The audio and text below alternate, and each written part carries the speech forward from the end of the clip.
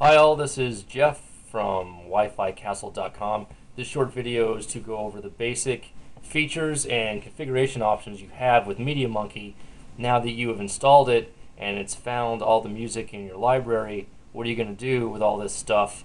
What are all the things you can do with this application? So where to start is up here in the left corner. These just looks like a Windows Explorer window with File, Edit. So Tools is your best place to start. Go down to Options. And this opens up the configuration file for MediaMonkey.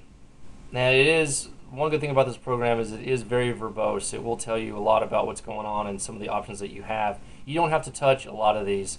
There's very few that you want to go ahead and touch, and I'm going to just go over those now. File types is what we went over on the installation. All these file types here are what MediaMonkey is going to handle, and if you're a beginner or you're just ripping just audio files to this thing, you can leave this alone. But if there's a certain audio type you don't want MediaMonkey to play, like a podcast, or which is here, or I usually don't want MediaMonkey to open up M3U files because those are some streaming audio files from the internet that I don't want to add to the playlist, so I usually uncheck this.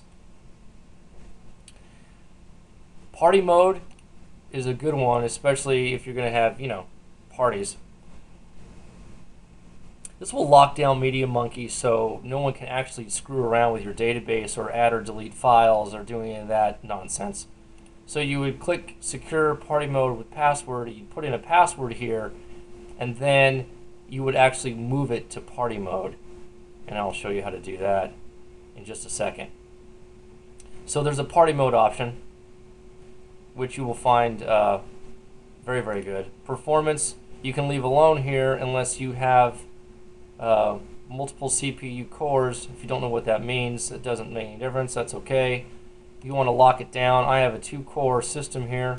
So if I wanted to have MediaMonkey use just 1 core when it was ripping CDs, I would just change this to 1. This is all if you just want to lock down what resources MediaMonkey can get to.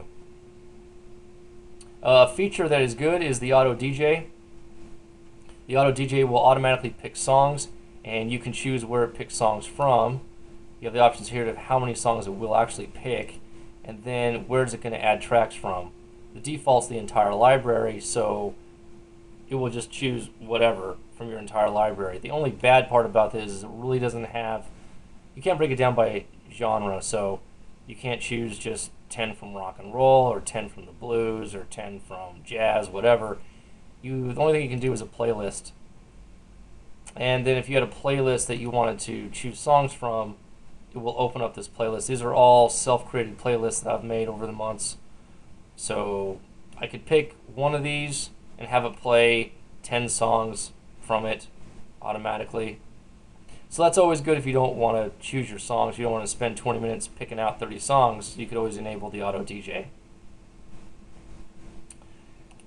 Down in the library section, this is important because the biggest thing about the library is the file monitor. This folder right here is where I keep all the music. So as you can see by this information window that MediaMonkey pops up, this is telling you that it's always monitoring this folder. So if MediaMonkey is running, even if it's minimized, if it's running, you add music to this folder, MediaMonkey will just go grab it and throw it in the library. So you don't have to import any music. If you rip CDs to these folders, if you just move music to these folders, the MediaMonkey application will just grab it and pull it in. So that's kind of a big deal. The rest of it is just stuff you can play with, appearance, the skin, whatever you want to do here. And those are all the options that you probably should worry about right up front. Now, up here is where you can do other things with MediaMonkey. You can go to the properties. And these are all track properties. So as you can see, I have one track selected here, and these are the details that MediaMonkey actually pulls in from the track. Here's the file path. As I said before, eMusic is my folder path, and then this is a folder and a subfolder, and then the name of the song. So it gets really detailed in what you can add to all this. Classification here, you can add a tempo, you can add a mood if you wanted to, or you can make playlists by occasion. You can take this and say, oh, well, you know, I'm not sure Second Chance by 38 Special is a good thing for a romantic one, but because you never know. And then you can also choose by quality. So this is a really, really good sounding copy. You can put excellent or whatever. It all depends on how you want to organize your music, which is one of the reasons why this particular program is so good. Other things you can view are visualizations, like I said before. There's all different kinds of visualizations you can use here, and then here's party mode.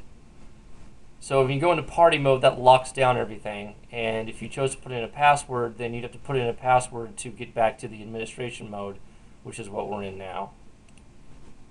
As far as songs go, you've got a ton of things you can do. Obviously, I showed you the properties of each song, but you can also right-click the song, send it to a playlist.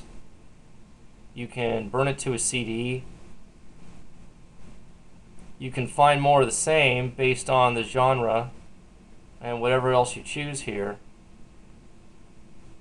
You can rate the song. And then, of course, you can get to the properties, which we saw before. Another great thing about MediaMonkey is your ability to take a playlist like I have here and just burn it to a CD. So that would be the copy function, and then burn to the CD or DVD. So those are just some of the things you can do with MediaMonkey. It's why we chose it at Wi-Fi Castle. It is by far our favorite media organizer. For more information, go to www.wificastle.com.